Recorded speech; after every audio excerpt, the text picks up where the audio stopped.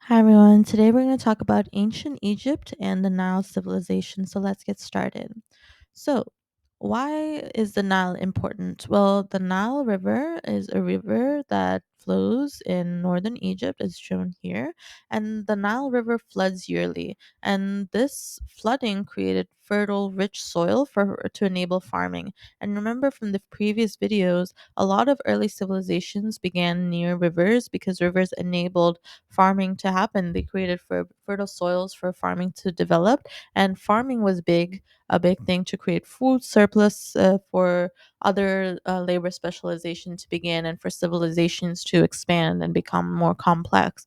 So in a desert like region, this was a gift to the people that were living near the Nile because it enabled civilization to form. And that's what they call it. Egypt called the this area the gift of the Nile. They considered it a gift. Um, so let's talk about the geography of Nile and how it protected the people of Egypt that lived around this area. There were deserts on both sides of the Nile.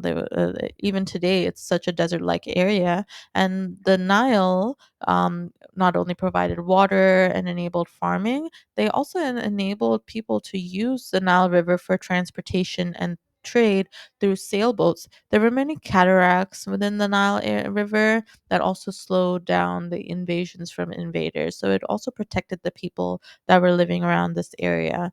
As mentioned previously, the Nile River created fertile soil to enable farming and food surplus.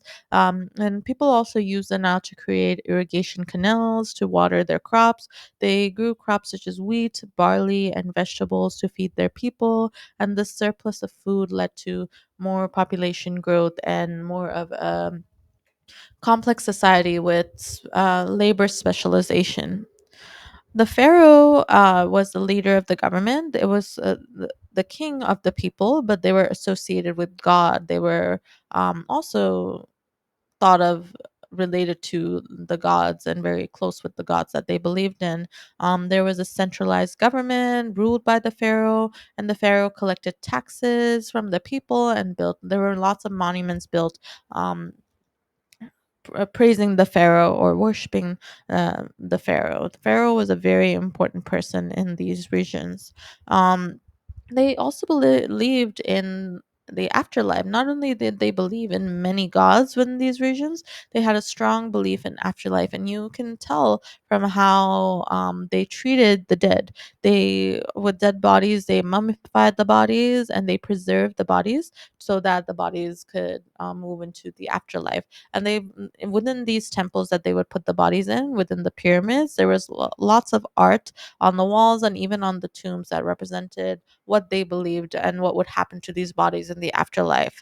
They also believed in something similar to heaven and hell, and the weighing of your heart against a feather to see if you were a good person or not. Let's talk about the pyramids and their achievements. They built pyramids as tombs for these pharaohs. And these pyramids not actually had lots of traps so that not everybody could go in easily. These tombs were very intricate with lots of art. The bodies were mummified and really taken care of well. They developed a system of writing called hieroglyphics that were shown or with symbols that were carved into stone or clay. And they made lots of advances in math, in medicine, and engineering. And you can tell because they knew how to preserve these bodies very well. So, in the next video, we're going to talk about ancient Egyptian dynasties and more about pharaohs. How did dynasties shape ancient Egypt? Who were the most famous pharaohs and what made them so powerful? That's it. Thank you.